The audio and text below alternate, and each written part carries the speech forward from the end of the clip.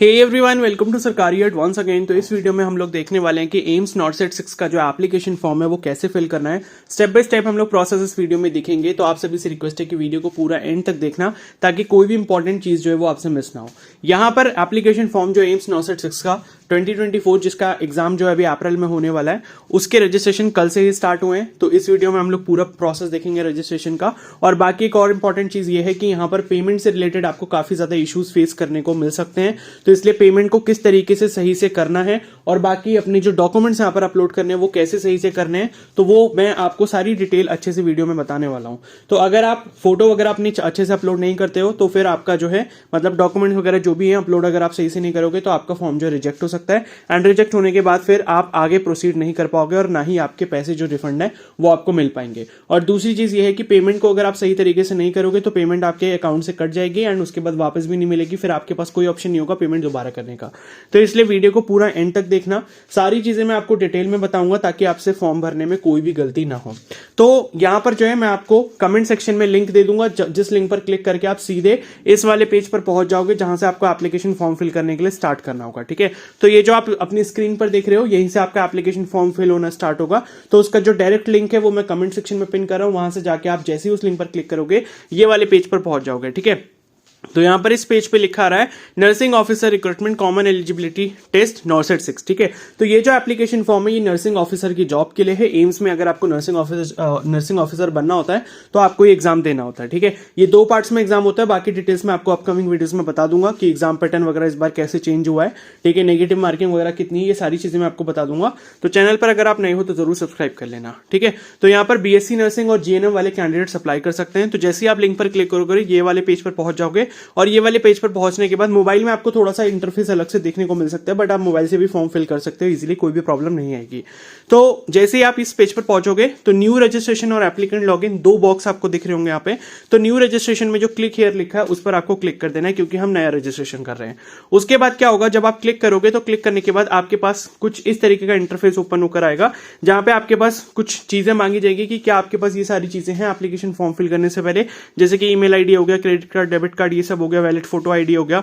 ठीक है, आपका सिग्नेचर हो गया, थंब इंप्रेशन हो गया, कैटेगरी सर्टिफिकेट, ये सारी चीजें अगर आपके पास हैं तो ये आप यहां से प्रोसीड कर पाओगे। ऐसे कुछ इंस्ट्रक्शंस आपको देखने को मिलेंगे। ठीक है, तो यहां पर आपका जो पूरा रजिस्ट्रेशन का प्रोसेस है टोटल 7 स्टेप्स में पूरा होगा।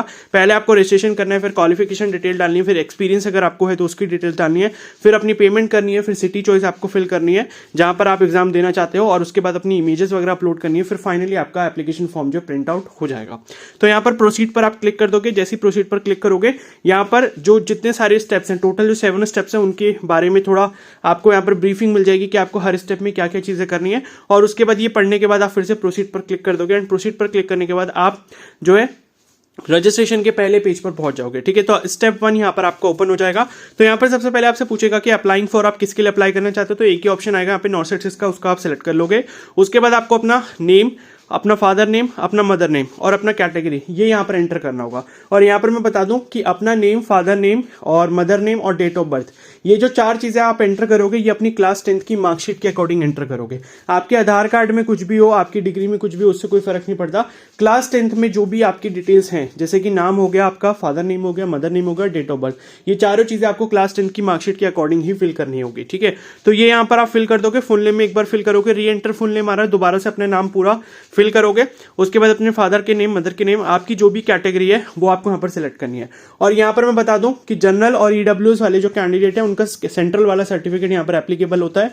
तो उस पर मैं ऑलरेडी वीडियो अपलोड कर चुका हूं, चैनल पर आपको मिल जाएगी और लिंक जो है वो भी मैं कमेंट सेक्शन में पिन कर दूंगा, तो उसे भी एक बार जरूर देख लेना। बाकी और जो फर्दर इन्फॉर्मेशन है कैटेगरी सर्टिफिकेट से रिलेटेड वो मैं जल्दी अपलोड कर दूंगा। ठीक है, तो यहां पर कैटेगरी जो भी आप सिलेक्ट करो उसका पूरा अच्छे से इन्फॉर्मेशन ब्रोशर से पढ़ लेना कि कौन से टाइप का आपको कैटेगरी सर्टिफिकेट चाहिए और कौन सी डेट से कौन सी डेट वाला वैलिड रहेगा। उसके बाद ही आप यहाँ पर अपनी ईडब्ल्यूएस और ओबीसी कैटेगरी सिलेक्ट करना। बाकी एससी एसटी के लिए ऐसी कोई भी रिस्ट्रिक्शन नहीं है, आपका सर्टिफिकेट कितना भी पुराना हो किसी भी फॉर्मेट में चल जाएगा। और बाकी जनरल कैटेगरी को कोई सर्टिफिकेट नहीं देना होता है। ठीक है, तो यहाँ पर अपनी कैटेगरी सेलेक्ट कर लोगे, उसके बाद अपने जेंडर सेलेक्ट कर लोगे। उसके बाद नेक्स्ट यहाँ पर आपसे पूछा जाएगा कि मतलब आपका PWBD है, अगर आप पर्सन विद बेंचमार्क डिसेबिलिटी है तो आप यस करेंगे, अदरवाइज इसमें नो कर देंगे, ठीक है।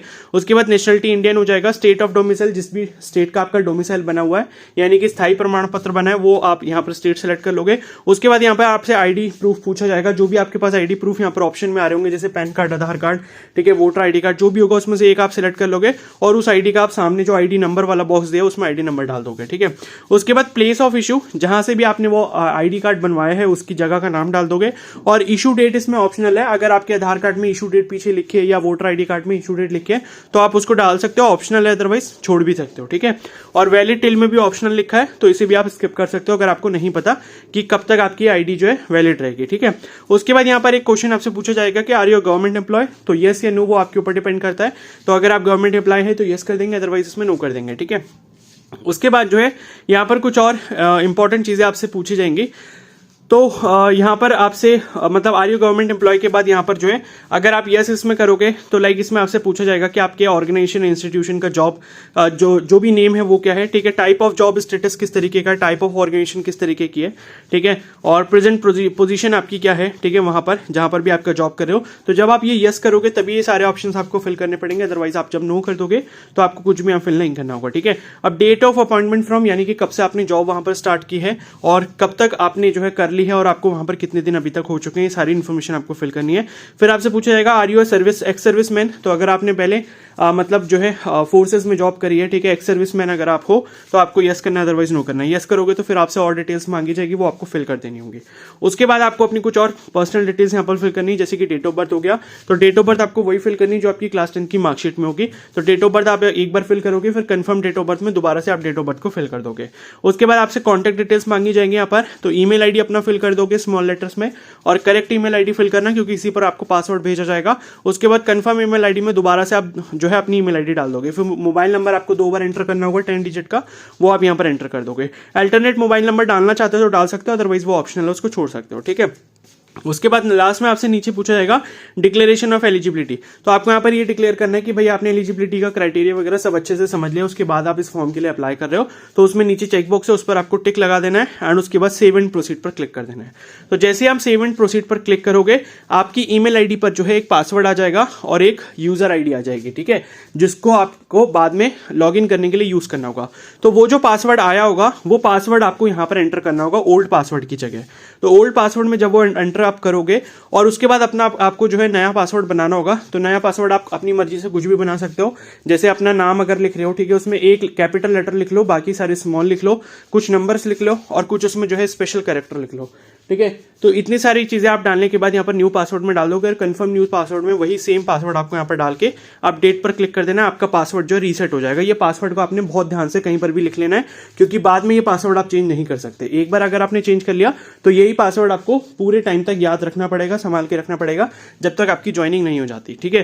तो अपडेट पर क्लिक कर दोगे। उसके बाद वापस क्या है, आप अपने लॉगिन पेज पर आओगे जहां से आपने रजिस्ट्रेशन करना शुरू किया था, वहीं पर आप वापस आ जाओगे। वहीं पर आने के बाद यहाँ पर एप्लीकेंट लॉगिन वाला जो जोन दिख रहा है यहाँ पर राइट साइड में, उसमें आप अपनी कैंडिडेट आईडी पासवर्ड, तो ये कैंडिडेट आईडी आपको मेल पर आई होगी जब आपने रजिस्ट्रेशन किया है, और पासवर्ड इसमें वो वाला डालोगे जो आपने अभी नया वाला रीसेट किया है, ठीक है। ये दोनों डालने के बाद नीचे यहाँ पर एक बॉक्स में 4 डिजिट का कैप्चा कोड आ रहा है, इसको फिल कर दोगे। उसके बाद लॉगिन पर क्लिक कर दोगे। अब लॉगिन पर क्लिक करने के बाद हम अगले स्टेप पे जाएंगे जहां पे आपको अपनी क्वालिफिकेशन डिटेल्स ऐड करनी होंगी। तो क्वालिफिकेशन डिटेल्स में आपका क्वालिफाइंग एग्जाम जैसे आपसे पूछेगा कि आपने क्या किया है, जीएनएम क्या है, बीएससी नर्सिंग क्या है, बीएससी पोस्ट नर्सिंग क्या है, ठीक है, जो भी क्या है वो आप सिलेक्ट कर लोगे। क्वालिफाइंग एग्जाम स्टेटस में पास आ जाएगा। उसके बाद यूनिवर्सिटी जहां से आपने किया वो फिल कर दोगे, कॉलेज का नाम अपना फिल करोगे, एडमिशन आपका कब हुआ था वो फिल करोगे। अगर आपको याद नहीं है तो लगभग जो भी डेट आपको याद लगती है, ठीक है, मान लो 4 साल का आपने नर्सिंग किया था, पिछले 4 साल पहले आपने कब एडमिशन लिया होगा, अगस्त के महीने में लिया था, जब भी लिया था, तो कोई भी आसपास की डेट डाल देना। इसमें ऐसा कोई भी स्ट्रिक्टनेस मतलब स्ट्रिक्ट इसमें कुछ भी ऐसा क्राइटेरिया नहीं होता, ठीक है। तो अगर आपको अच्छे से पता है तो वो वाली डाल देना, नहीं पता है तो अपने अंदाजे से डाल देना, कोई दिक्कत नहीं है, ठीक है। पासिंग डेट यानी कि कोर्स आपका कब पूरा हुआ है, पासिंग डेट आपको अपनी फाइनल वाली मार्कशीट में मिल जाएगी, वो वाली डाल देना। और उसके बाद यहाँ पर लिखा है रजिस्टर्ड एड्स, ठीक है।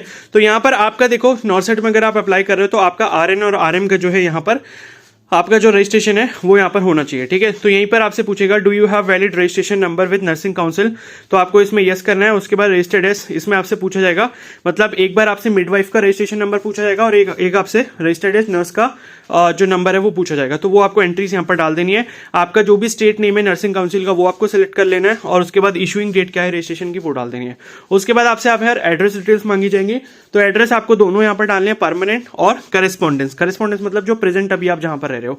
अगर आपका परमानेंट और करेस्पॉन्डेंस दोनों सेम एड्रेस है तो ऊपर वाला एक चेक बॉक्स आ रहा है जहां पर लिखा है check here if correspondent address is same as permanent address, इस पर टिक लगा दोगे तो एक ही बार आपको परमानेंट एड्रेस फिल करना पड़ेगा और वो आपका कॉपी हो जाएगा करेस्पॉन्डेंस में, ठीक है। अदरवाइज अगर आपके दोनों अलग अलग है तो दोनों को अलग अलग आप फिल कर दोगे, ठीक है।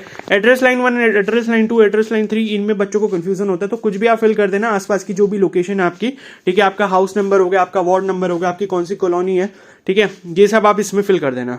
उसके बाद सेव एंड प्रोसीड पर क्लिक करने के बाद आपको यहाँ पर अपनी एक्सपीरियंस डिटेल्स ऐड करनी होगी। तो यहाँ पर आपसे पूछा जाएगा कि क्या आपको वर्क एक्सपीरियंस है। देखो जीएनएम वालों को तो 2 साल का कम से कम वर्क एक्सपीरियंस चाहिए, तो उनके में तो यस करना ही जरूरी है। अगर अदरवाइज अगर आपने नर्सिंग किया है, बीएससी नर्सिंग किया हुआ है, ठीक है, तो उसमें आप नो भी कर सकते हो। तो अगर आपके पास वर्क एक्सपीरियंस है तो आप यहाँ पर यस करोगे। उसके बाद आपसे organisation name, designation, employ type, start date end date, total days, ये सारी चीजें यहाँ पर पूछी जाएंगी।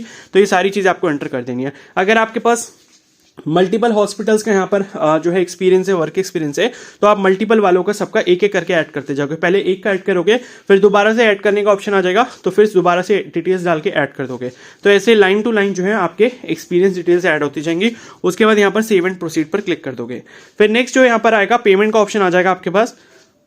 उसके बाद पेमेंट पे यहाँ पर आप क्लिक कर दोगे ऑनलाइन पेमेंट, ठीक है।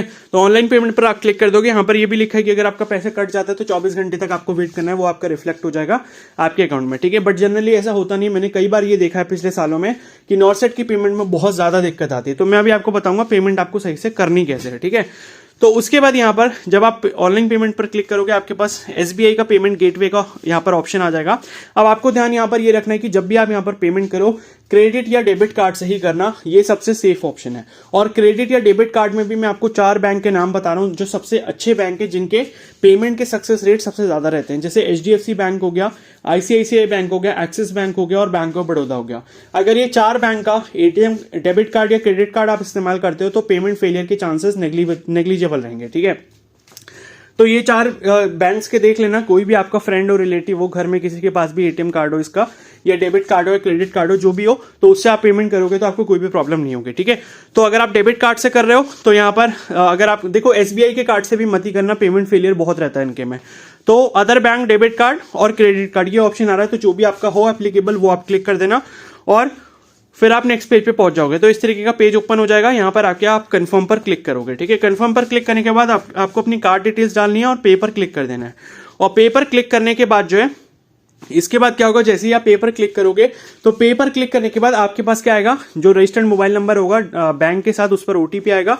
वो ओटीपी आप एंटर करोगे। वो ओटीपी सबमिट जैसे ही आप करोगे आपको जो पेमेंट पेज खुला होगा उसको ना तो बैक करना है ना रिफ्रेश करना है, कुछ भी नहीं करना है, ठीक है। जैसे ही आपने ओटीपी एंटर करा, ओटीपी एंटर करने के बाद उस पेज को ऐसे ही छोड़ देना है। उस पेज को ऐसे ही छोड़ने के बाद वो पेज जो है खुद अपने आप रिफ्रेश हो जाएगा लगभग 10 से 15 सेकंड के बाद।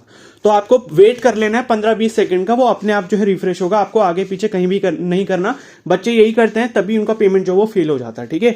तो कार्ड की डिटेल्स डाली, ओटीपी आया आपके नंबर पे, रजिस्टर्ड मोबाइल नंबर पे, वो ओटीपी आपने डाला, ठीक है, पेमेंट वाला ओटीपी सबमिट करने के बाद आपको पेज को ऐसे ही खुले रहने देना है जब तक वो खुद से अपने आप आगे ना प्रोसीड हो जाए, ठीक है। तो ये जो है उसमें 15 से 20 सेकंड कम से कम लग जाते हैं, तो इसलिए आपको वेट करना होगा, आगे पीछे छेड़खानी नहीं करनी होगी आपके पेमेंट वाले पेज से। तो जब आप पेमेंट कर दोगे आपका पेमेंट सक्सेसफुल हो जाएगा। उसके बाद यहाँ पर जो है आपका सिटी चॉइस का ऑप्शन ओपन हो जाएगा। अब सिटी चॉइस में आपको 3 सिटीज यहाँ पर चूज करने होंगे अपनी स्टेट के अकॉर्डिंग। तो पहले आपको स्टेट सेलेक्ट करना है, फिर उसमें जहां पर भी आप एग्जाम देने जाना चाहते हो सिटी में, तो वो आप first number, second number, third number इस तरीके से कर सकते हो। तो पहले नंबर पे जो आप करोगे मैक्सिमम चांसेस उसी के होंगे कि वो सिटी आपको अलॉट हो जाएगा। उसके बाद सेव एंड प्रोसीड पर क्लिक कर दोगे। फिर यहाँ पर आपके डॉक्यूमेंट्स अपलोड करने की बारी आती है। तो यहाँ पर जो है आपको फोटोग्राफ अपलोड करना होगा, सिग्नेचर अपलोड करना होगा और थंब इंप्रेशन अपलोड करना होगा, ठीक है। तो फोटोग्राफ के बारे में इंस्ट्रक्शन सुन लो। बाकी मैं आपको एक और इंपॉर्टेंट चीज बताऊंगा कि ये सेटिंग वगैरह कैसे करनी होती है अगर आप खुद से फॉर्म अपलोड कर रहे हो। तो यहाँ पर देखो, फोटो में ये लिखा है कि आपका 6 महीने से पुराना फोटो नहीं होना चाहिए, पीछे का जो फोटो का बैकग्राउंड है वो व्हाइट कलर का होना चाहिए, फोटोग्राफ जो वो आपका ब्लर नहीं होना चाहिए, फोटोग्राफ साइज के अकॉर्डिंग होना चाहिए और फोटोग्राफ आपका खुद का होना चाहिए, ठीक है। उसके बाद सिग्नेचर के बारे में यहाँ पर लिखा है, बैकग्राउंड जो है व्हाइट होना चाहिए सिग्नेचर का, ठीक है, और सिग्नेचर जो है वो आपका ब्लर नहीं होना चाहिए, सिग्नेचर आपका साइज के अकॉर्डिंग होना चाहिए और ठीक है, ये सारी चीजें होनी चाहिए। और उसके बाद थंब इंप्रेशन जो है, थंब इंप्रेशन जो है वो आपका यहाँ पर देखो लेफ्ट हैंड का लगेगा, देखो साफ साफ यहाँ पर लिखा है upload left hand thumb impression, तो उल्टे हाथ का अंगूठा जो है उसका इंप्रेशन आपको यहाँ पर अपलोड करना होगा और वो भी उसका बैकग्राउंड भी व्हाइट कलर का ही होगा, ठीक है, और उसमें कुछ लाइंस वगैरह या ब्लड वगैरह ऐसा कुछ नहीं होना चाहिए। तो ये सारे इंस्ट्रक्शंस आप फॉलो कर लेना। अब इन तीनों चीज़ों को जो है आपने अपलोड कैसे करना है, तो इस पर मैंने ऑलरेडी वीडियो अपलोड की हुई है, उस वीडियो का लिंक आपको कमेंट सेक्शन में मिल जाएगा कि how to upload photo signature and thumb impression, ठीक है, और उसको रिसाइज कैसे करते हैं। ये जो साइज आपको यहाँ पर दिया हुआ है कि 200 dpi में करना है, 20 से 100 kb में करना है और 3 सेंटीमीटर से 6 सेंटीमीटर, इस तरीके के जो भी इंस्ट्रक्शंस दिए तो इनको आपने कैसे फॉलो करना है, वो सारी चीज़ें जो है मैंने उस वीडियो में बताई है, तो वो जाकर आप एक बार जरूर चेकआउट कर लेना। कमेंट सेक्शन में उसका लिंक दे रहा हूँ मैं, उस वीडियो में मैंने पूरा बताया है कि आपने फोटो सिग्नेचर और थंब इंप्रेशन वो कैसे अपलोड करना है, ठीक है, तो वो आप वहाँ से देख के अपलोड कर लोगे और उसके बाद जैसे ये सारी चीज़ें आप सबमिट करोगे अपलोड करके, उसके बाद आपका यहाँ पर फाइनल जो फॉर्म है वो ओपन होकर आ जाएगा।